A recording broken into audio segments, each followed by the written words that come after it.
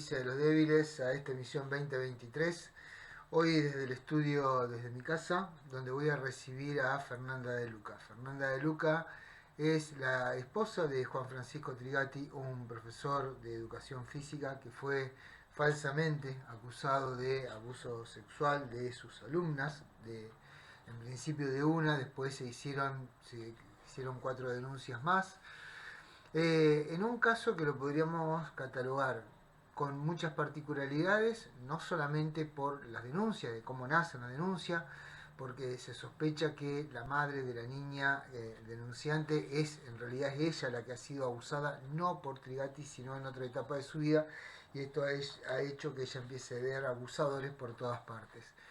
Eso por un lado. Todos los informes que se hicieron sobre esa niña supuestamente abusada, porque la provincia de Santa Fe tiene unos protocolos, dejaron en claro que la menor no había sido abusada, no presentaba signos y fue vista por médicos, psicólogos, en un protocolo que se activa en entidades públicas. Por lo tanto, el equipo interdisciplinario que interviene en primera instancia es un equipo interdisciplinario del hospital, que no depende y nada tiene que ver con la justicia. Ellos determinaron, según sus médicos, psicólogos, porque el menor queda internado, en caso queda aislado, cuando se hace una denuncia de abuso sexual en la provincia de Santa Fe y el menor se remite a una institución pública, la institución pública lo retiene, lo interna, lo aísla incluso de la persona que hace la denuncia para poder establecer todos estos protocolos. En estos protocolos se estableció que la niña no había sido abusada, que no tenía ningún indicio de ser abusada, amén de que estamos hablando de un barrio muy carenciado de la ciudad de Santa Fe, en donde hay ciertas cuestiones y protocolos familiares que no son muy comunes, como por ejemplo la higiene del lugar, la higiene del barrio, las higienes personales. Por lo tanto, se supuso en un momento que se trataba más que nada de una infección que tenía otro tipo de origen. Lo cierto es que la progenitora, no contenta con esto, la saca de ese hospital, cuando a ella se la vuelve a entregar, la lleva a otro hospital, que es el Hospital de Niños de la provincia de Santa Fe, y hacen el mismo informe. Encuentran coincidencia sin el primer informe es del Hospital Iturraspe, el segundo informe es del Hospital de Niños, no tienen ningún tipo de contacto entre sí, los hospitales, es más, geográficamente quedan muy lejos, y llegan a la misma conclusión. Esta mujer incita por medio de un grupo de WhatsApp al resto de los padres a denunciar a este profesor, y 4 padres más se pliegan a esta denuncia. Hasta acá ya estamos hablando de un sinfín de irregularidades, porque ya se había establecido en 2 nosocomios diferentes, con 2 equipos interdisciplinarios diferentes, que la niña no estaba abusada. Es más, el relato de la niña niega cualquier tipo de abuso. Pero interviene la famosa Fiscalía Jefas, a cargo de la muy famosa, y que yo ya he nombrado en varios programas, que es Alejandra Celina del Río Ayala, la fiscal estrella de abusos sexuales en Santa Fe, muy temida por los jueces. Ese es un tema que ya lo traté, y los jueces algún día tendrán que responder por qué tanto miedo a esta fiscal, qué es lo que sabe de todos estos jueces, de varios de ellos al menos, que terminan fallando en cualquier estupidez. Realmente el caso de Jorge Pereira es un caso testigo de lo que ha pasado, porque hay una persona presa sin ningún tipo de prueba. No es el único, es el último, y es el que tengo fresco en la memoria, pero podríamos hablar del profesor Céspedes, podríamos hablar del caso de Lisandro Cabral en Pueblo Casas, el caso de Manuel Suárez en Rafaela. Está lleno de estos casos. Conclusión, ¿qué pasa? Interviene esta fiscalía y un médico legista, que no es especialista, establece que la niña había sido abusada. Por lo tanto, a Juan Trigatti se lo detiene durante 7 meses. No contentos con eso, los familiares de estas niñas vandalizan la casa, incendian la casa de este profesor, matan a sus mascotas. De hecho, ustedes van a poder ver el video de lo que sucedió. la policía estando presente no lo impidió. Hay una gran responsabilidad estatal en lo que sufrió esta familia. Y hoy se enfrenta a la posibilidad, según los nuevos cánones que tiene la justicia santafesina, de que esta persona pueda ser encontrada culpable, como fue encontrado Jorge Pereira con nula prueba. Porque el caso de Jorge Pereira creo que es un caso testigo de cuando se violentan todos los derechos de las personas. Así que hoy se enfrenta a un juicio con un montón de irregularidades, como por ejemplo, si bien el Colegio Ceferino de la Muncurá queda en un barrio carenciado de la ciudad de Santa Fe, cuenta con 35 cámaras de vigilancia que nunca fueron requeridas por la Fiscalía, a pesar de que la defensa solicitó que se pidieran. Las defensas no tienen la potestad de requerir las cámaras de vigilancia, solamente lo puede hacer el Estado. Y la requirió a un lapso de tiempo suficiente para que se reescribieran, por lo tanto de ese día no había ningún registro fílmico. 35 cámaras de vigilancia. Ustedes acaban de escuchar bien, 35 cámaras de vigilancia que no fueron por la Fiscalía, que si de ser cierto era el arma que tenían para acusar a esta persona, pero en caso de no ser cierto, que es lo que indica todos los informes, podrían haberse ahorrado de tener una persona inocente presa, procesada, que le hayan quemado la casa. Lo cierto es que el vandalismo que sucedió en su casa, la muerte de sus mascotas, lo que habla de la calidad de la gente que lo hizo, hoy no tiene ningún detenido, a pesar de que están identificados. De hecho, cuando ustedes vean la filmación van a escuchar un audio. Ese audio, la persona que habla en ese audio es abuela de una de las niñas supuestamente abusadas, está identificada, tiene nombre y apellido, pero nunca se inició la causa por haberle vandalizado su propiedad, matarle la mascota, incluso podrían haber corrido riesgo su vida en ese momento.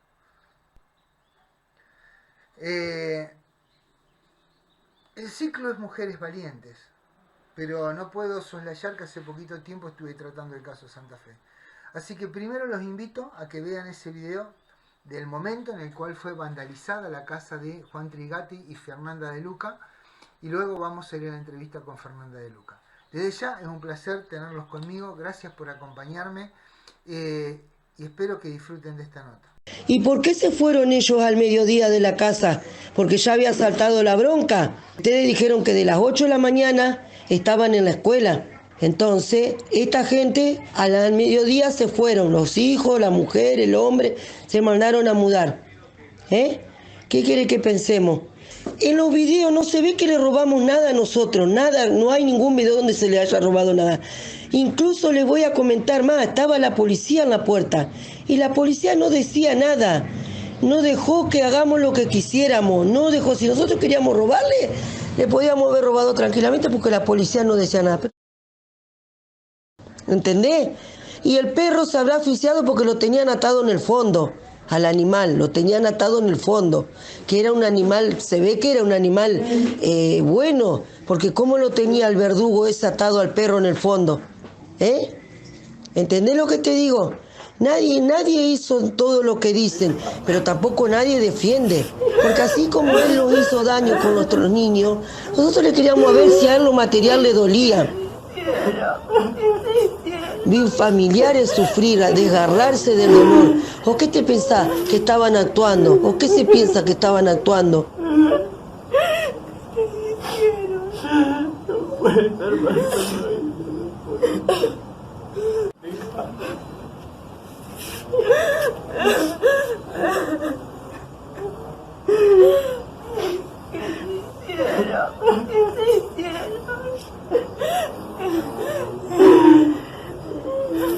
Con Fernanda de Luca en esta emisión de la Justicia de los Débiles, como conté en la introducción hoy desde el estudio que tengo en mi hogar.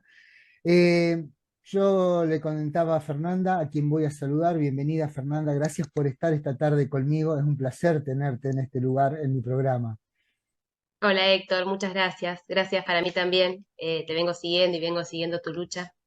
También te agradezco un montón que me des este espacio. No, por favor, el espacio, este ciclo que se llama Mujeres Valientes, es un espacio que ustedes, muchas mujeres, se han ganado a través de alzar la voz ante diferentes circunstancias que le han tocado vivir. Yo hice una introducción donde contaba brevemente el caso de Juan, tu esposo, que no es solamente el caso de Juan, porque se ha convertido en el caso de toda la familia a raíz del vandalismo que han sufrido ustedes en carne propia, del cual yo he mostrado el video, donde se ve, donde queda filmado todo lo que ustedes han sufrido en lo material, incluso la muerte de sus mascotas, que es algo realmente difícil de entender, porque vos podés tener bronca con una persona, pero ir a incendiar una casa, matar los animales, ¿qué quiere decir? Que si estaban ustedes corría riesgo su vida. O sea, ¿cómo te Sin duda. sentís ante esa situación? Así que yo te voy a pedir, Fernanda, que hagas vos tu introducción, cuentes los detalles del caso que quieras contar. Y bueno, vamos a ir charlando para que la gente conozca y después vamos a hablar un poco de tu rol como mujer, como esposa, como mamá que está pasando por todo esto. Así que todo tuyo el micrófono, el tiempo que necesites, Fernanda. Acá está, la justicia de los débiles a tu disposición. Gracias, gracias. Esto para nosotros comenzó el 7 de octubre del año 2021, ¿no? Em, bueno, yo estoy casada con Juan hace 23 años, hace 30 años que estamos juntos en la vida, digamos. Convivimos hace 23 años, tenemos 3 hijos de ahora 22 años, 17 y 14.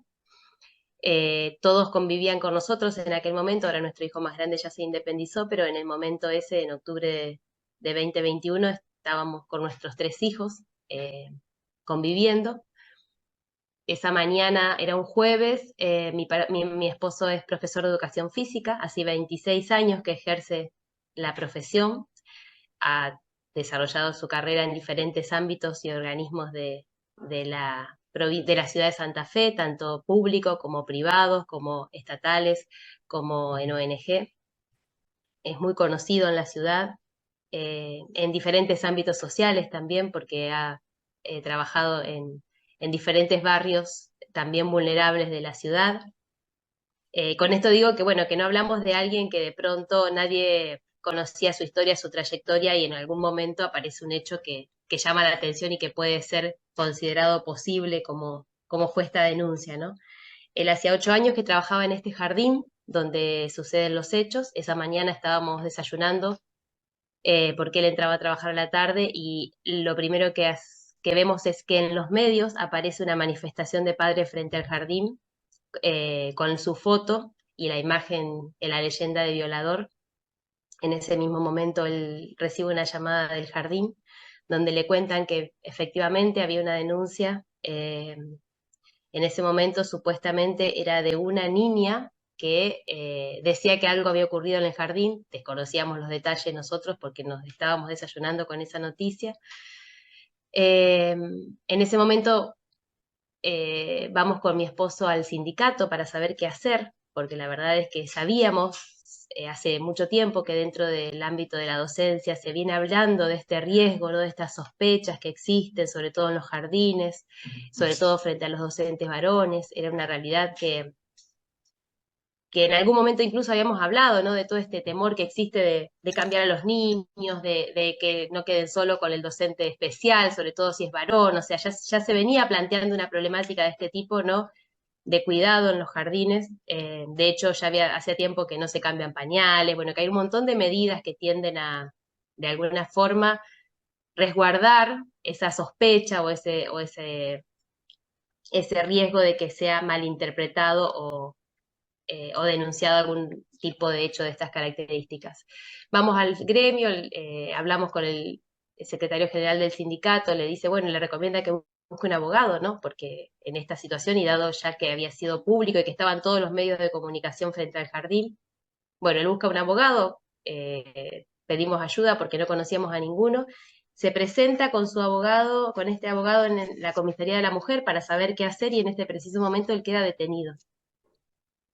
Yo vuelvo a mi casa, tratando todavía de entender lo que estaba pasando, ¿no? Y al rato vemos nuestro domicilio que circulaba en las redes sociales Entonces, familiares nuestros se acercan y nos llevan, nos sacan de la casa. La verdad es que nos resistíamos a hacerlo, no podíamos creer que pasara nada, ¿no?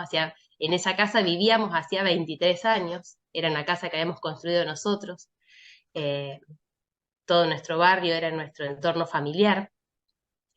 Y bueno, y salimos de la casa y a las 5 de la tarde nos empiezan a llamar los vecinos que la casa estaba siendo vandalizada, que estaban golpeando las puertas, rompiendo los vidrios, después nos avisaban que bueno, que habían entrado, que la estaban incendiando, llamábamos a la policía y no acudía nadie, demoró 45 minutos en llegar el primer patrullero, que llegó solo y por supuesto ante la cantidad de gente no pudo hacer nada, así que sí, entraron a la casa, la incendiaron, asesinaron a nuestras mascotas, nosotros volvimos con mis hijos a las 9 de la noche a ver qué es lo que había quedado, una vez que se había controlado los desmanes y que era seguro volver.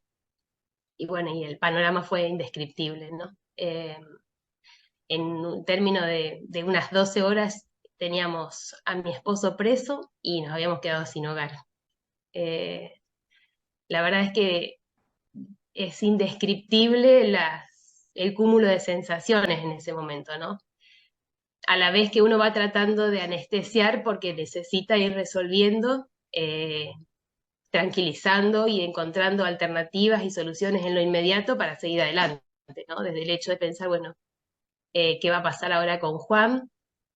Hasta pensar dónde vamos a vivir, cómo nos manejamos dentro de la ciudad, con qué nivel de seguridad, eh, porque bueno, sabíamos que iban por todo, ¿no? Hasta mi cara circulaba ya en las redes sociales. De hecho, el otro día, cuando intentamos acercarnos a la puerta de tribunales para acompañarlo a mi esposo, que en ese momento estaba teniendo la audiencia imputativa, fuimos agredidos también nosotros con mi hijo, no lo pudo contener ni siquiera la policía a este grupo de padres.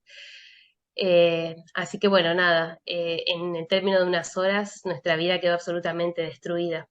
Eh, en ese momento fue una primera denuncia, empezamos a interiorizarnos sobre lo que pasaba, y en el término de 3 o 4 días terminaron siendo 5 las denuncias que se presentaron formalmente y por las cuales él fue imputado.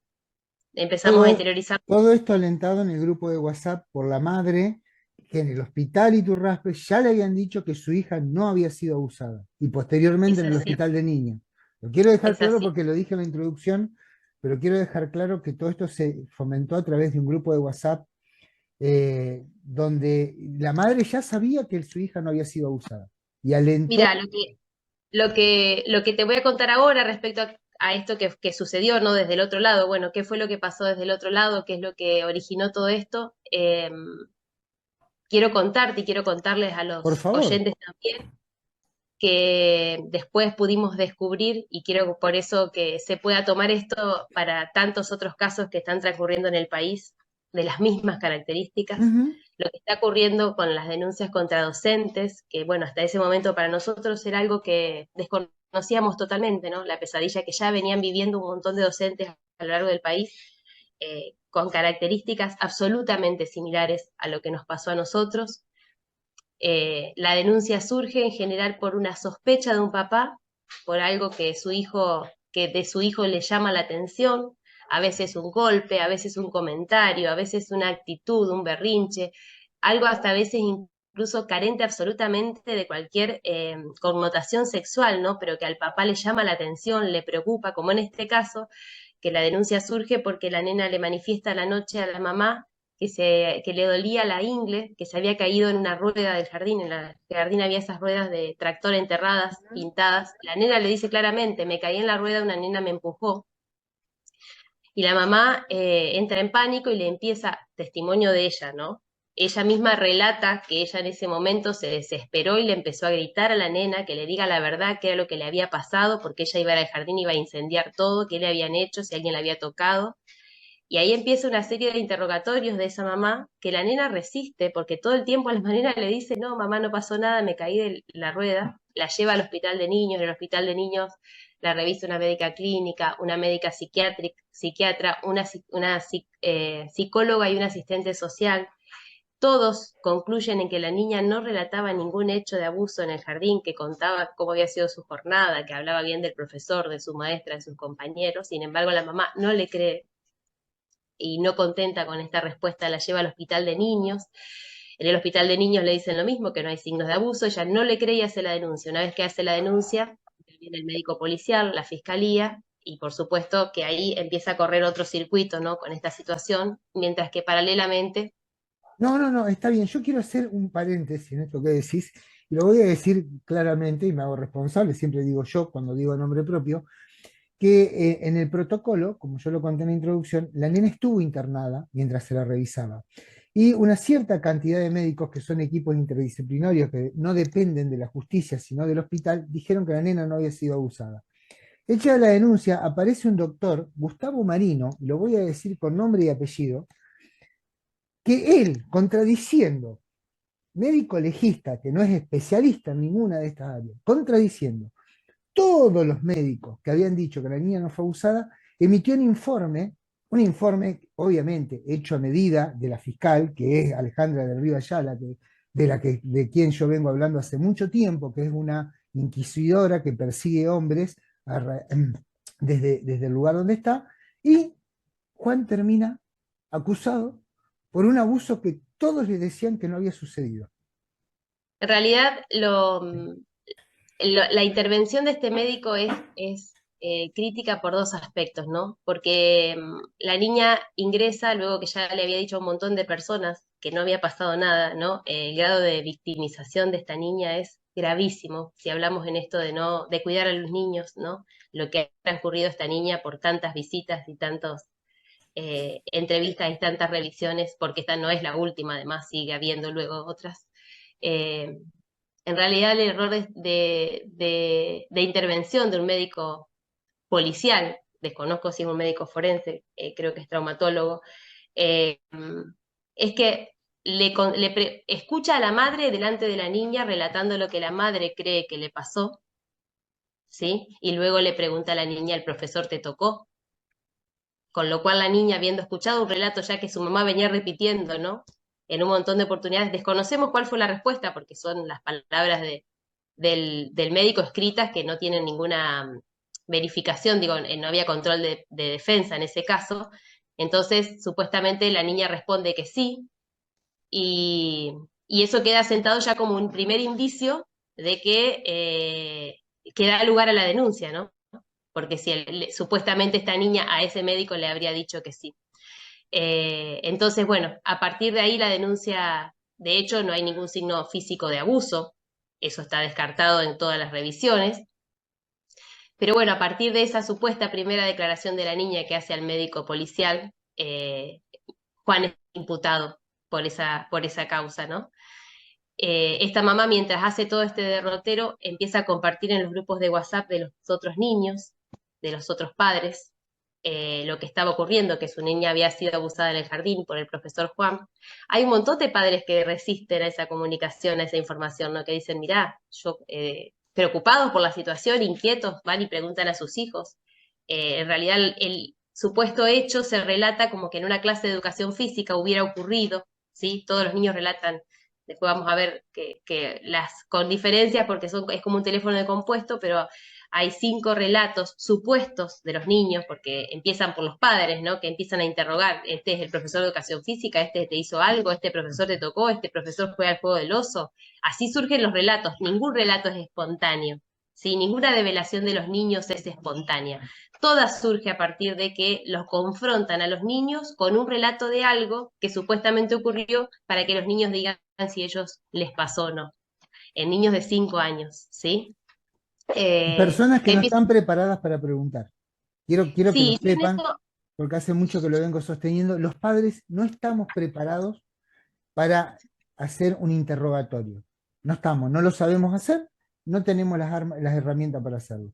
y Menos, en esto creo que es importante esto que decís, Héctor, ¿no? Que a diferencia de lo que se está hablando en términos de país respecto a las falsas denuncias, entendemos que lo que sucede en los jardines tiene la particularidad, sin entrar en detalle porque la verdad es que no conozco a estas familias, no las conocemos, nuestras vidas se han cruzado por esta dolorosa circunstancia, pero desconocemos porque además, por supuesto que nadie investiga su contexto y su historia para saber por qué están en la A situación eso, que están. esa era una Pero cosa. no existe, no podemos decir que existe una intención en estas familias de causar un daño o de generar intencionalmente esta denuncia con otros fines, ¿sí? Creemos que en realidad en esto que vos decís, de que no sabemos preguntar los papás, de que a veces en el temor, en el pánico que nos genera pensar que a nuestros hijos algo pudo haberles sucedido, o porque nos ha pasado y tenemos historia de haber sufrido determinadas situaciones, que nos hacen pensar que esto suele pasar y pasa en otros ámbitos también, y por qué no pasaría en otros ámbitos si pasó en mi propio hogar, por ejemplo, ¿no? Eso hace que en este interrogatorio que se hace a los niños, en la misma pregunta se esté induciendo la respuesta, o existe una carga tan grande de angustia que ese nene termina respondiendo eso que el papá quiere escuchar, o que el niño cree que el papá necesita escuchar por la insistencia, por la angustia con la que se los interroga. Y porque además en estos relatos, en realidad los niños, los relatos que los padres terminan extrayendo de los niños es en la clase de educación física, el profe hace un juego, el juego del oso, un, dos, tres, me corrió, me tocó la cola.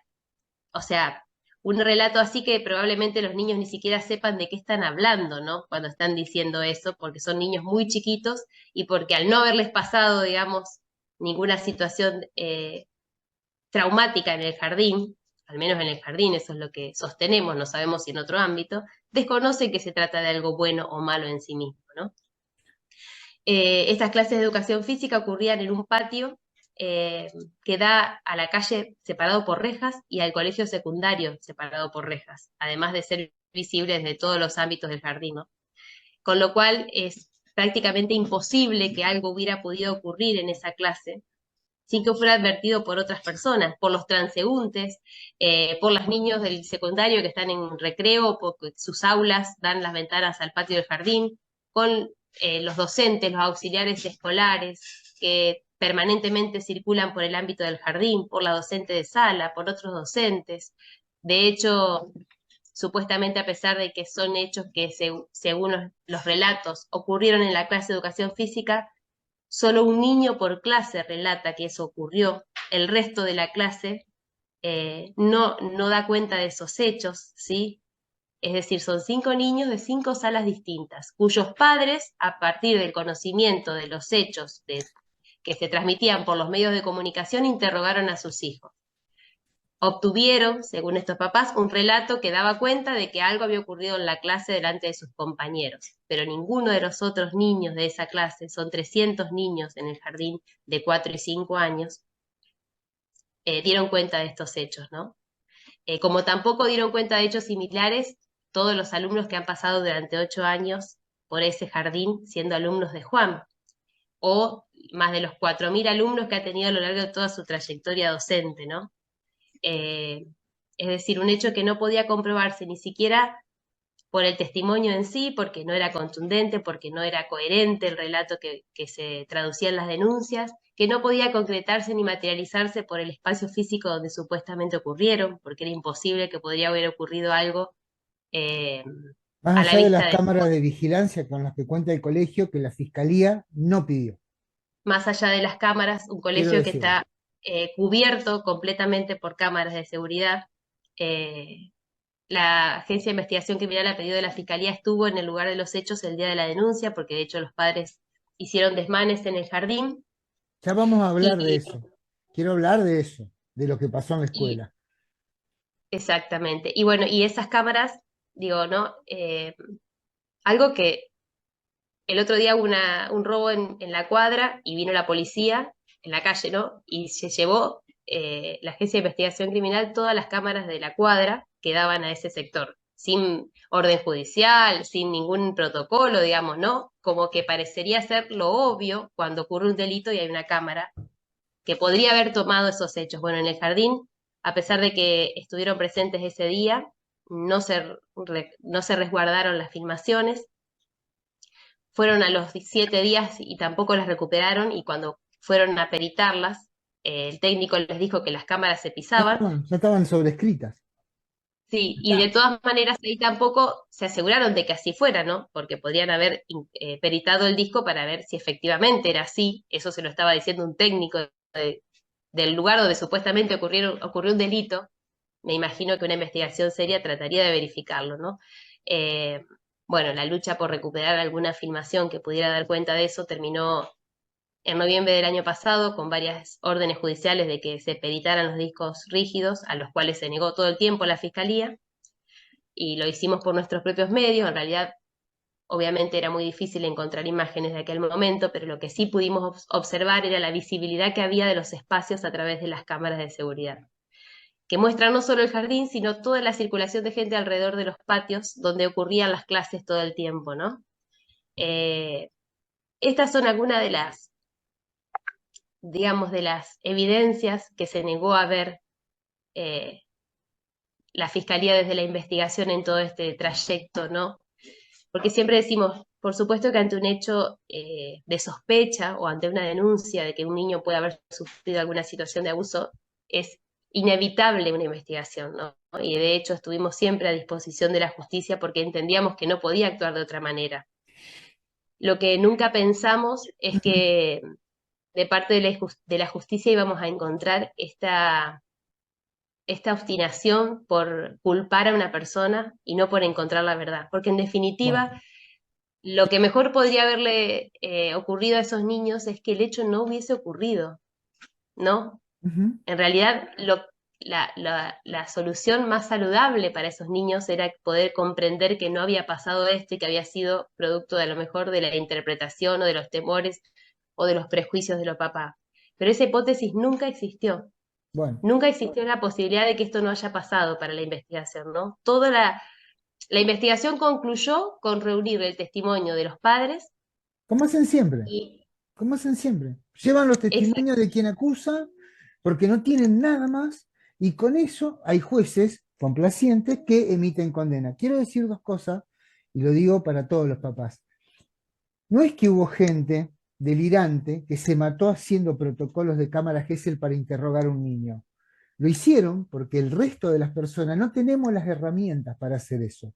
Así que a los que vean esta nota les voy a pedir que si algún día atraviesan por esto, hagan lo que tienen que hacer. Lleven a su niño a que alguien que esté capacitado pueda hablar con ellos. Así que no saquen conclusiones. Punto uno. Punto dos. No solamente vandalizaron tu casa, ya vamos a hablar de eso, vandalizaron la escuela y pusieron en riesgo incluso la vida de la gente, de directivos de las escuelas.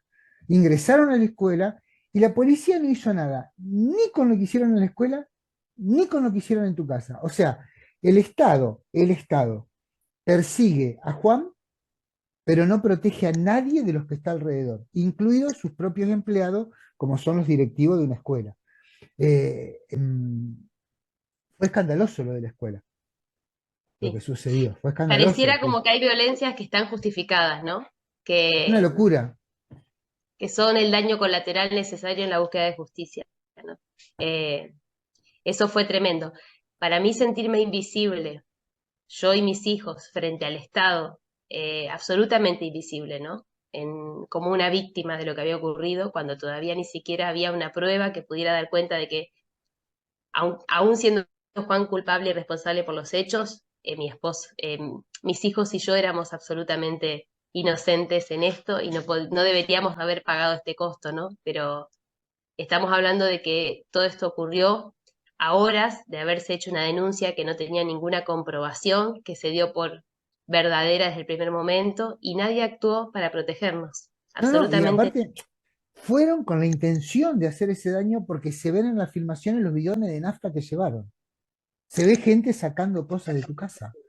O sea, esa gente tuvo un acto criminal y dos policías, un pibe que no sé, habrá tenido 20 y pico de años y una chica contra una horda de estos lumper, perdón que lo diga de esta forma, contra una horda que ya habían hecho en la escuela un desmán, no previeron que eso podía volver a pasar y los dejaron que hicieran. Es como vos decís, parece que saquemos los tribunales, hagamos todo justicia por mano propia. Porque ¿qué Sí, pasa? ¿Qué pasaría si de ahora hecho, vos juntás con tu familiar y vale quemar la casa de ellos? Seguramente a ustedes los procesan. Es muy probable. sí, sin duda, porque de hecho, por eso digo, ¿no? Pareciera como que la causa lo justifica. Que sin dudas es aberrante pensar que un niño haya podido sufrir una situación de abuso. Y es indiscutible que genera tal vez los instintos más bajos en el momento de pensar, ¿no? En la justicia. Pero bueno, entendemos que debe primar el sentido común, la racionalidad, eh, y yo puedo entender que a lo mejor haya un grupo de personas que cree que esa es la forma de reaccionar válida ante un hecho como este, pero sentir que para el Estado es un hecho justificado es lo trágico, ¿no? Sentir que mi esposo estaba detenido por una denuncia sin ninguna prueba, por un relato. Sin embargo, el fiscal de la causa de mi casa me dice que no puede decir nada contra los que vandalizaron porque él no puede comprobar que la persona que tiene el bidón de nafta en la puerta haya sido el que la incendió. Esa es la doble vara con la que estamos midiendo los Claro, hechos, ¿no? con De mucho peso. hecho, dentro de la investigación que inició la Fiscalía de la causa, hay un pedido de informes de la demora que tenía el patrullero más cercano al momento de que se hizo la primera llamada. Hubo 43 llamadas al 911 de todos mis vecinos y nuestras, ¿sí? Desde el momento en que se hace la primera llamada hasta que llega el primer patrullero pasan 45 minutos. Se hizo un pedido de informe desde la Fiscalía de a cuánta distancia estaba el primer patrullero de llegar. Desde el momento en que se hace la primera denuncia estaba a 4 minutos. ¿Cómo estás vos? Porque acá, Bueno, más allá del caso, quiero hablar con la mujer. ¿Cómo estás vos? quiero contarles que, bueno, Juan estuvo 8 meses detenido, salió en libertad en junio del año pasado.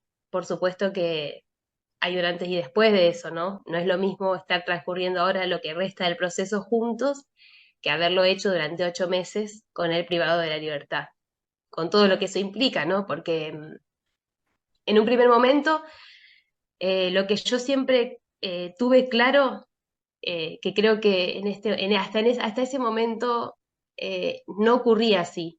Hasta ese momento, cuando eras víctima de una denuncia de estas características, eh, todos te recomendaban no hablar, no salir a exponerte. De hecho, creo que el mismo miedo, el temor, la vergüenza hacía que las víctimas de estas denuncias infundadas no dieran la cara, no hablaran, esperaran que la justicia actuara y que incluso les favoreciera no salir a hablar, ¿no? En términos de justicia.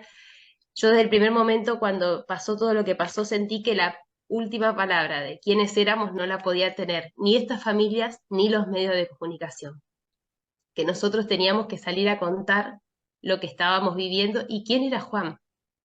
Entonces, yo creo que de alguna forma emocionalmente a mí me salvó desde el primer momento salir a hablar con los medios. Lo hice primero mandando una carta a todos los medios que podía diciéndole quién era Juan. Les voy a contar yo ahora quién es Juan Trigatti, ¿no? Después que había salido su nombre en todos los medios. Y creo que desde ese momento el poder salir a hablar y a contar con todo el respeto que la causa merece y que estas familias y esos niños eh, se les debe dar por la situación en la que creen estar, pero el hecho de que yo respete sus miedos, sus inseguridades, sus dudas y su sentido de vulneración que han tenido, no voy a dejar de contar nuestra verdad y quién es Juan, ni por Juan, ni por mis hijos, ni por mí, ¿no? De alguna forma sentimos que era lo mínimo que podíamos hacer y que no nos podíamos quedar callados. Y yo creo que eso de alguna forma fue lo que permitió que se empezara a generar al menos la duda sobre esta causa que ya había sido juzgada de antemano por todos los medios con la primera noticia, ¿no? Como ocurre en todos estos Sí. casos. No, aparte Santa Fe tiene una cantidad de medios militantes que son terribles. Yo te tengo que hacer una pregunta, me quedan dos preguntas y se nos termina el tiempo. Todo esto sucede porque hay un sesgo con el cual trabaja la justicia. Es evidente que hay un sesgo y lo vengo mostrando hace mucho tiempo, hay mucha gente que lo muestra. ¿Vos te sentís representada por el sesgo con el que está trabajando la justicia? Yo creo que hay una diferencia muy grave, ¿no? con la que se está confundiendo lo que en algún momento se entendió como la perspectiva de género o la perspectiva de las infancias con una ideología que sesga absolutamente cualquier criterio de interpretación de lo que debe ser una prueba, ¿no? De hecho, yo también soy mujer y también fui absolutamente invisibilizada detrás de una supuesta búsqueda de justicia. A eso voy. Y desde ese lugar jamás se nos ha considerado ni contemplado como víctimas. Yo creo que mirar una situación o desestimar pruebas, ¿no? Ignorar evidencias en pos de una única hipótesis no es buscar la justicia. Creo que el daño más grave que se le puede hacer a estos niños es encerrarlos en una verdad que solo existió en la mente de sus papás, solamente por responder a un mandato social o a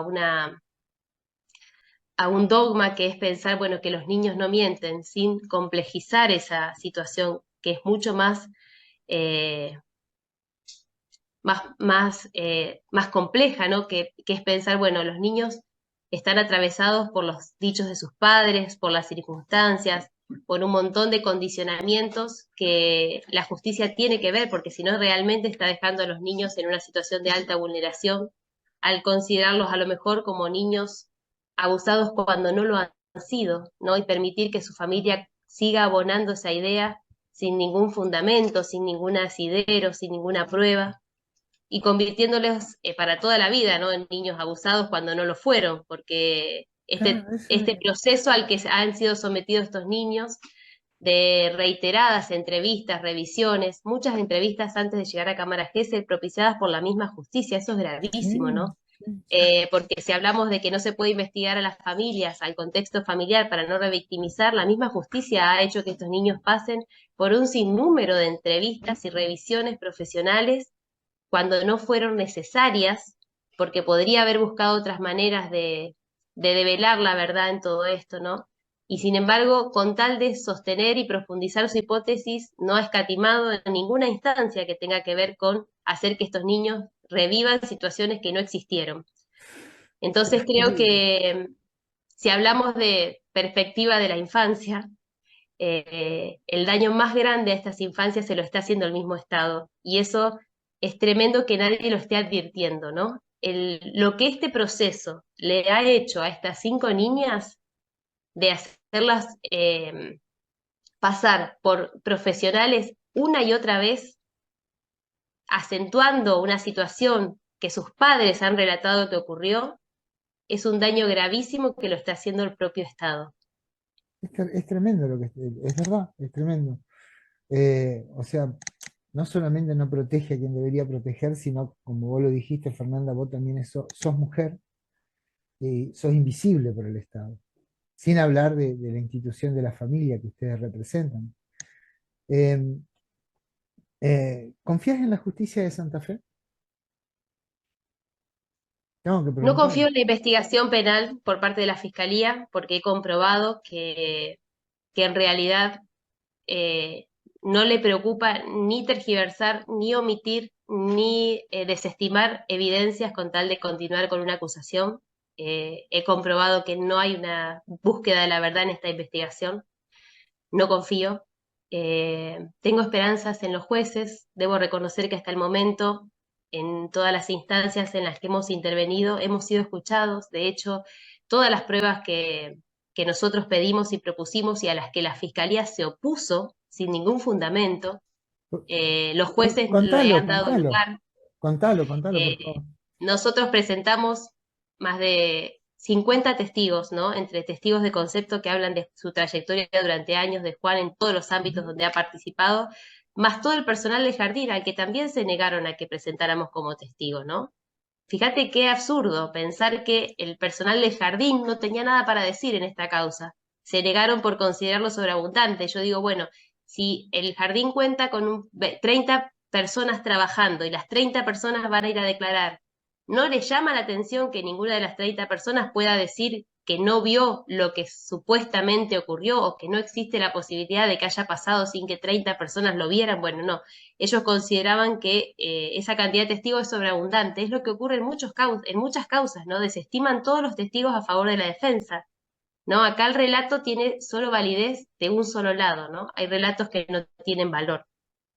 Hay relatos de mujeres que no tienen valor, hay relatos de docentes que no tienen valor, de auxiliares escolares, de otros padres del jardín que también se ofrecieron a declarar y que fueron rechazados por la fiscalía. Eh, por suerte, como te digo, los jueces en esto, la verdad es que han valorado la evidencia que nosotros hemos presentado, la han apoyado y tras resolución a pesar de las múltiples apelaciones de la Fiscalía, y de hecho han confiado en que Juan podía transitar el proceso en libertad, lo cual no ocurre en muchos casos, ¿no? Muchísimas personas llegan a juicio después de 2 años en prisión preventiva, absolutamente innecesaria, Dos y ¿no? más, dos y más. Hay Y gente que está 2 y más más, tiempo. Se toman hasta los exactamente. 3 años máximo. ¿Tus hijos cómo han vivido todo esto? ¿Cómo se encuentran? Porque tenés uno que está adolescente, un adolescente pequeño, un adolescente entrando en la juventud, y uno que ya es un adulto, es un joven adulto. ¿Cómo han vivido ellos todo esto que ha pasado? Porque, o sea, de una vida normal, un día, y al otro día, tu papá preso, no tenés casa, tu mamá, vos, con todo esto sobre tus espaldas, ¿cómo los notás a tus hijos? La verdad que ha pasado mucho tiempo y muchas cosas, ¿no? En estos casi 2 años. La verdad que lo que han vivido ellos es difícil de describir, ¿no? Volver a tu casa incendiada, encontrar a tus mascotas muertas, es muy difícil para un joven, para un niño, comprender semejante magnitud de violencia eh, en un contexto en el que, para el cual ellos ajenos toda su vida a hechos de estas características, ¿no? Con una vida, bueno, con dificultades, con problemas, pero una vida llena de, de comprensión, de cariño, de alegrías, de proyectos, de apoyo, de acompañamiento, ¿no? Y de golpes, verse enfrentados a una situación tan violenta y tan brusca, sin duda fue muy difícil. Eh, Fue difícil el primer shock de encontrar en ese estado su casa y quedar fuera de su casa sin sus cosas, perder todas sus cosas, ¿no? No solamente las cosas materiales, sino hablábamos con ellos el otro día, ¿no? De que es difícil volver a esa casa a la que nunca vamos a volver, donde están todos sus recuerdos, donde ellos nacieron. Eh, y hablábamos, bueno, de esta contradicción que sentimos de ser un espacio para nosotros tan querido y que no puede dejar de mirarse a través de lo que ocurrió ese último día en esa casa, ¿no? Eh, entonces, bueno, tratando de rescatar, de recuperar esa historia que fue hermosa, pero que, bueno, que todavía tiene marcas de hollín, decimos, ¿no? Eh, Es terrible Después ver, cuando, es terrible ver los chicos con las mascotas ahí muertas. Es terrible. Realmente sí, conmueve. Así que me sí, imagino. después cuando salimos de ahí, la verdad es que algo que nos sostuvo fue el acompañamiento de tanta gente, el acompañamiento amoroso de tanta gente, ¿no? De gente cercana, eh, que era cotidiana a nosotros, y de gente que se acercó a partir de ese momento, ¿no? De muchísima gente que nos conocía, eh, que, que en algún momento habíamos compartido algún espacio, pero que ya no teníamos vínculo y que de pronto se volvió tan presente, que nos han sostenido, que nos han acompañado. A ver, después de lo que nos pasó, desde el hecho de tener que lavar cada una de las cosas que podemos recuperar de la casa, hasta pensar dónde vivir, hasta tener que organizar todas las semanas lo que le llevábamos a Juan para que estaba preso, ¿no? Toda la comida, la ropa, todo lo que había que llevar semana a semana. El hecho de llevarnos a las visitas porque teníamos mucho miedo de movernos solos, de que nos pudieran ubicar en determinados lugares, entonces siempre hubo un amigo que nos llevó al día de visita, que nos acompañó y que nos buscó del penal. hubo tanta gente, desde la gente que también se solidarizó económicamente para poder hacer que pudiéramos soportar los costos de todo el proceso, que es altísimo, que es imposible para cualquier persona asumirlo, afrontarlo de la nada. En todo ese contexto, la verdad es que ellos pudieron valorar que no estábamos solos, y eso no tiene precio, ¿no? Se han sentido tan cuidados, tan queridos, sus compañeros de la escuela, sus docentes, los padres de los compañeros, eh, en cada lugar donde fuimos, con cada persona que nos cruzamos en la ciudad, no tuvo más que muestras de apoyo para nosotros. Y creo que eso para todos fue siempre un halo de esperanza en medio de tanto dolor, ¿no? Creo que es lo que a todos y a ellos sobre todo les ha permitido confiar en que esto va a pasar, en que vamos a volver a estar bien, en que más allá de lo doloroso de las circunstancias, no estamos solos. Creo que eso para ellos fue también muy sanador, que no quita el dolor, no lo puede borrar, pero al menos ayuda, sostiene, acompaña. Y cada uno de ellos lo ha vivido en diferentes nivel de responsabilidad, ¿no? El más grande tal vez fue el que tuvo que ponerse al hombro muchas cosas de la causa junto conmigo, de recolectar información, de hacer transcripciones, de editar videos, es el que hizo el video que vos compartiste, con todo lo doloroso que eso significa, ¿no? De enfrentarse a esas imágenes una y otra vez. Eh, Decíamos que, bueno, que antes eh, había reglas que los papás poníamos y los hijos cumplían dentro de la casa, había normas, rutinas, y de golpe nos convertimos en un equipo de trabajo a la par, ¿no? Todos teníamos que hacer cosas para las que no estábamos preparados de golpe, eh, y bueno, y la verdad es que ellos han crecido tal vez más rápido de lo que deberían en todo esto, eh, han salido fortalecidos y han podido de alguna forma elaborar de la mejor manera todo lo que pasó, ¿no? Valorando también todo lo positivo que ha estado presente a pesar de la tragedia. ¿Cómo se comportaron los medios de comunicación de Santa Fe con ustedes? En un primer momento fueron lapidarios, como en todos lados, ¿no? Como la primera reacción ante este tipo de noticias, donde no miden las palabras al momento de comunicar, dando un nivel de certeza a lo que se transmite como si ya estuviera comprobado. Pero debo reconocer que con el paso del tiempo han ido cambiando, ¿no? Y que la mayoría de los medios de comunicación me ha recibido, me han escuchado con respeto, han escuchado nuestro punto de vista, han estado abiertos para nosotros. Eso la verdad es que yo veo que ha habido un cambio muy grande a partir de esta causa, también en entender y tratar este tipo de, de información, este tipo de noticias. Eh, Creo que hemos podido de alguna manera equilibrar la balanza social de alguna forma para decir al menos esperen, esperen porque esto no está definido. Escúchenos, dennos la posibilidad de la duda. Algunos medios, evidentemente no, por supuesto los mínimos se han mantenido en una postura de ya conocerse aparentemente, ¿no?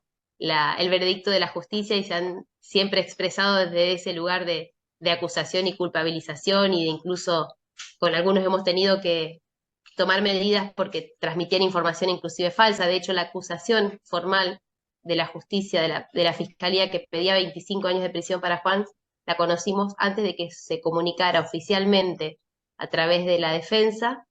A nosotros la conocimos un mes antes a través de un medio de comunicación con mucho vínculo con la fiscalía, ¿no? No Eh, sé por qué, pero me imagino que medio cero. Tengo una eh, leve sensación de qué sí, medio y de qué periodista estás hablando. Eh, y eso ver que, digamos, se filtra información, que hay un juzgamiento, un prejuzgamiento, eh, vuelvo sobre el tema, vos dijiste que la justicia no crees, y está claro, y socialmente todo esto que está pasando, a vos, ¿cómo te ha afectado con tus relaciones laborales, afectivas, vecinos, gente a tu alrededor? No solo tu familia. hubo distintos momentos, ¿no? Pero la verdad es que me ha sorprendido encontrar el apoyo en general. Me ha sorprendido encontrarme en la calle con personas. Uno al principio no sabe en realidad cómo va a reaccionar cada uno, ¿no? En un primer momento decís, bueno, ¿con quién cuento? ¿Quién me va a creer? Me ha sorprendido encontrar gente que hacía tantos años que no veía o que nos conocía por terceros, que salió a decir o que eh, comunicaba a otros también, ¿no? Yo lo conozco, esto es imposible que haya ocurrido, esto no es cierto. La verdad es que nos ha sorprendido eso de una forma que no alcanzábamos a dimensionar, ¿no? Juan es muy conocido en la ciudad, pero nunca imaginamos eh, el recuerdo que había dejado en tantas personas, como profesional, como persona, en su calidez, humanamente, ¿no? Y la verdad que eso es lo que más nos ha llegado cuando empezamos a vincularnos con las personas. De hecho, cuando él salió en libertad, por supuesto que también se avivaron los miedos de decir, bueno, ¿y ahora cómo transitamos las calles, no? Es muy difícil salir a la calle después de una denuncia de estas características. Es muy difícil ir al supermercado, es muy difícil circular, ¿no? Y tener miedo de con quién puedes encontrarte. Y la verdad es que nos hemos ido más que ganando confianza en que la gente lo conoce, en que la gente lo respeta, que lo recuerda, que confía en él. Y nunca nos hemos encontrado con nadie que nos demostrara lo contrario, que nos demostrara una actitud de sospecha, una actitud de hostilidad. Eh, creo que La verdad que creo que eso también es lo que ha permitido de alguna forma que la justicia también esté mirando con cierta duda al menos, ¿no? Esta causa y esté dándole la oportunidad de demostrar que los hechos no ocurrieron. De ¿Sentís? hecho, Por sí. favor, adelante, adelante, No, adelante. no, digo esto, de hecho que él haya podido salir en libertad sin que haya tenido repercusiones, de que él esté pudiendo caminar por la calle hoy y hacer una vida prácticamente normal, eh, habla de lo que es Juan, ¿no? De Santa Fe es una ciudad chica, no es muy fácil esconderse. Él ha tenido una vida pública durante 26 años, trabajando en ámbitos como Cáritas, como un colegio, a ver, de todos los polos sociales, ¿no? Desde el Colegio Inmaculada Concepción, donde trabajó por 15 años, con alumnos de nivel secundario, de un nivel social alto, hasta los barrios vulnerables de la ciudad, donde trabajó más de 10 años con Cáritas Arquidiocesana, ¿no? Eh, es muy difícil ocultarse, ocultar quién es uno. Es muy difícil haber podido ocultar una conducta perversa, ¿no? Ante tanta gente durante tantos años, que nadie hoy pueda salir a decir otra cosa de haberlo conocido en otro ámbito y haber descubierto en él actitudes sospechosas. En realidad, creo que cuando él pudo salir y caminar las calles, pudo encontrarse con esa confianza y que de alguna manera le devolvió la serenidad, ¿no? Es muy duro vivir con una acusación como esta, ¿no? Contalo, contalo, Y es muy contalo. duro porque además, bueno, creo que para cualquiera, pero Juan y yo trabajamos toda la vida en el ámbito social, yo soy trabajadora social. Nos conocimos trabajando en un ámbito de trabajo apostólico, social. Toda la vida trabajamos con la niñez, trabajamos con los problemas de violencia, con los problemas de marginalidad, con la pobreza. Hicimos opciones toda nuestra vida para estar de alguna manera volcando nuestras prioridades a ese tipo de problemas. Y nuestros hijos también fueron educados para pensar que el mundo depende de nosotros, que no podemos vivir una vida ajena a todo lo que pasa alrededor nuestro, ¿no? Y de pronto sentir que se te acusa de algo por lo que vos siempre trabajaste, ¿no? Por proteger, es muy duro, es muy difícil eh, sobrellevar eso. ¿Crees que la sociedad aprueba lo que está sucediendo tanto con el sesgo como con las personas que lo sufren? Vos cuando salís y tratás con la gente común, ¿sentís que la sociedad aprueba lo que está pasando? ¿Cómo se mueve la justicia? ¿Cómo cómo puede arruinar vidas, porque ustedes son una familia de clase trabajadora. Lo quiero aclarar porque si no, por ahí decir tantas veces que sos tan conocida, ustedes son una familia de clase trabajadora que vivían en un barrio, que hicieron su casa y que un día no solamente perdieron lo material, sino todo lo social que tiene que ver con el honor, con, con el concepto que puede tener la gente, o no perderlo, pero te enfrentás a eso. Por eso te pregunto si vos palpás que la sociedad aprueba lo que está pasando. Yo creo que hay algo que se está evidenciando en este último tiempo que antes tal vez no se conocía para la gente común y al menos no lo llegaba a conocer el que no estaba involucrado, lamentablemente, ¿no? Que eh, al que no le pasaba esto tal vez no se enteraba de lo que estaba ocurriendo. Y de hecho, si vos me preguntabas a mí hace 2 años, ¿está pasando esto en la justicia? Yo te decía, no lo puedo creer, no creo que sea así, no lo imaginaba. Eh, yo debo decirte que también cuando miraba una noticia sobre un hecho de abuso, una denuncia, y lo ponía en duda, nunca me imaginaba que la justicia, de hecho cuando nos pasó esto, esa mañana, estaba mi hijo mayor con nosotros escuchando las noticias y vemos lo que estaba circulando sobre Juan, y Juan le dice mi esposo le dice a Agustín, mi hijo, Agus, no te preocupes, lo más grave de esto es que haya un niño que haya sufrido un abuso, habrá que ver dónde fue. Eh, la justicia lo investigará, o sea, nosotros nunca pensamos que el problema sería la justicia. Nunca nos imaginamos, nunca pudimos, o sea, en el primer momento pasado el shock dijimos, bueno, ¿cuánto podrá demorar la justicia en descubrir que esto no pasó? Nunca nos imaginamos, no podíamos, creo que lo más doloroso de todo esto, porque estábamos preparados para entender tal vez a estos padres, el fenómeno social, el linchamiento, o sea, podíamos estar preparados para comprender, no para justificar, ¿sí? Para comprender las causas que podían originar semejantes reacciones, pero jamás vamos a poder entender que la justicia se obstine en condenar a alguien a cualquier precio y no que no le importe la verdad de los hechos y que bajo la premisa de proteger a los niños los esté llevando puesto de la manera que lo está haciendo, ¿no?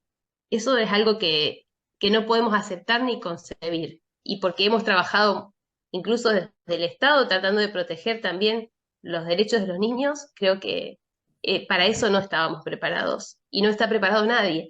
Y cuando vos me decís, la gente lo ve, está cansado, yo creo que a partir de lo que nos pasó a nosotros y de que empezamos a visibilizar cada una de las dificultades que teníamos para poder probar la inocencia y cómo la justicia iba poniendo obstáculos, iba desestimando pruebas razonables, como negarse a peritar las cámaras, como negarse a que testifiquen personas a favor de Juan su defensa, cuando empezamos a mostrar cómo se estaban realizando las investigaciones penales, o no realizando, porque en realidad no se investiga, eh, recuerdo que mucha gente al principio nos decía, bueno, quédense tranquilos, porque ya se va a investigar. Y nadie podía creerme cuando yo les decía, no están investigando, este camino no nos conduce a la justicia. Hoy, después de 1 año y medio, muchas de esas personas entendieron lo que les decíamos. Ahí va mi siguiente Eh, pregunta. Vos crees que la sociedad entiende lo peligroso que es esto? yo creo que hoy día la gente está, que creo que es lo más grave, ¿no? Que la justicia pierda legitimidad es gravísimo como sociedad. Porque si no, ¿quién es el que determina quién es el culpable y quién es el inocente? Si a la justicia se le resta la legitimidad. Yo creo que no alcanzan a darse cuenta el daño institucional que se le está haciendo a la justicia, ¿no? Ya está hecho. Porque en este país donde ya no se cree prácticamente en nadie, ¿no? Ujú. No se cree en la política, no se cree eh, prácticamente ya ni siquiera en la democracia, ¿no? Y ya no se cree en la justicia. Y creo que eso eh, es gravísimo. ¿Y sabe por qué también es grave? Porque las verdaderas víctimas van a quedar cada vez más desprotegidas, porque ya volvemos a poner en tela de juicio cada uno de los relatos. Yo creo que los avances en términos de protección de los derechos de las mujeres y los niños han sido eh, significativos y son absolutamente defendibles. Creo que durante muchos años se invisibilizó las violencias que sufrían las mujeres y los niños, muchas veces porque no tenían manera de demostrarlo, ¿no? Porque ocurrían en el ámbito doméstico, porque no había testigos.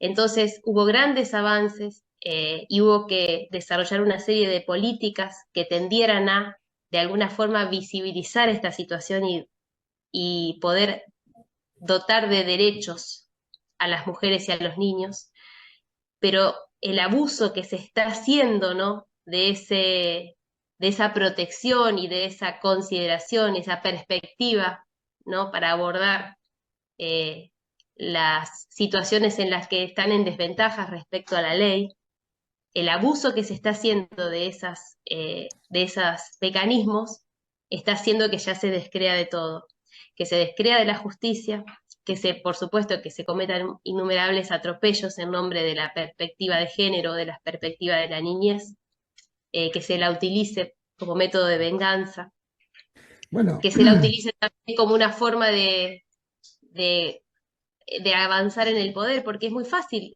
lograr una condena en este caso, en este tipo de delitos. Primero porque está revertida la carga de la prueba, entonces vos como acusación, con solo un relato ya tenés todo el trabajo hecho, bueno. mientras la defensa tiene que armarse de un montón de pruebas que muchas veces no tiene, porque ¿cómo comprobás que algo no sucedió? Bueno, si en algo están de acuerdo todos los abogados que he entrevistado, que han sido muchísimos, es que es imposible probar un hecho que no sucedió. No hay ninguna posibilidad. Se nos termina el tiempo, Fernanda. Si le tuvieras que dar un mensaje a la sociedad, ¿qué le dirías? Yo lo que siempre digo es que es muy difícil que la gente se quiera poner a leer expedientes, ¿no? Pero sería importante que se empiecen a preguntar por qué se condena, con qué pruebas se condena, cuáles son las pruebas con las que se condena en un juicio, ¿no? Porque si se pusieran a leer un expediente y vieran el nivel eh, de incertidumbre, de duda con la cual se generan las condenas, con las cuales se fundamentan las condenas muchas veces, eh, empezarían a tener miedo, ¿no? Porque sabrían que están todos en libertad condicional. Eh, Tal cual. Así que creo que es necesario, primero, evitar sumarse a los linchamientos masivos. La verdad es que hoy día no se puede saber quién es culpable y quién es inocente. Nunca la sociedad tiene la posibilidad de saberlo, porque eso lo debemos dejar en manos de la justicia, pero deberíamos controlar a la justicia, deberíamos exigir eh, realmente que el nivel de fundamentación de los fallos sea público, que se pueda conocer cómo se investiga. Debemos controlar y exigir a la justicia que haga su trabajo y no solamente que se deje llevar por banderas que son aclamadas socialmente, ¿no? Eh, Si no pierde el lugar que tiene. Si vamos a condenar por clamor social, estamos en problemas, porque se supone que la justicia no está para eso. Bueno, la verdad, Fernanda, ha sido un placer tenerte en mi programa, porque estás en un raro equilibrio, donde por un lado se está hablando de niños, por otro lado de la posibilidad de que una persona tenga que enfrentar un hecho que no sucedió, y además sos mamá de 3 varones. Así que me una imagino, niña, 2 varones y una niña. bueno, 2 varones, pero ya el hecho de tener 2 varones, vos dijiste algo muy cierto recién, ahí estamos todos en libertad condicional. Lamentablemente es un hecho. Bueno, solamente agradecerte, Fernanda. La verdad que ha sido un placer tenerte en mi programa. Gracias por la paciencia, porque esto, bueno, se van a dar cuenta por la extensión, lo hicimos en 2 partes. Y bueno, me gustó mucho hacer la entrevista. Le deseo un buen final para Juan. Eh, Gracias. sea un- pero no solo para Juan, sino para ustedes como familia, e incluso para la gente que denunció como parte de la sociedad, porque si no toman conciencia del daño que están haciendo, difícilmente podamos avanzar. Tiene un excelente abogado, para mí el mejor de Santa Fe, para mí Sí, el mejor, sí, así sí. que deseo que se haga justicia. Eh, Gracias. Así que bueno, ya nos volveremos a ver cuando esté el fallo, que falta mucho tiempo todavía. Pero bueno, ya no, nos volveremos a ver y deseo que puedan estar bien. Gracias, Fernanda, por Muchas este gracias. rato. No, por favor. Gracias a vos. Gracias, gracias, gracias. Muchísimas, muchísimas gracias por haberme concedido esta nota.